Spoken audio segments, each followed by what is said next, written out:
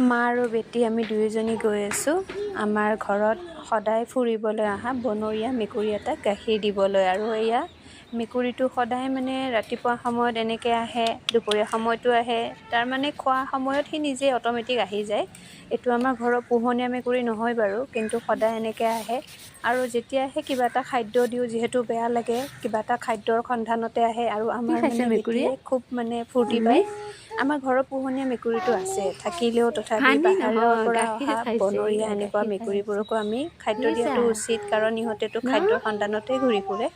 আৰু এনেকুৱা সৰু সৰু মানে কিছুমান কথাই বহুত আনন্দও দিয়ে, তাই বহুত ফূৰ্তি পায়। আৰু এয়া মেকুৰীটোৱে একো অপকাৰ নকৰে, সি সুন্দৰকৈ খায়, কেৱল খাব আহে, খোৱাৰ পিছতে গুচি যায়।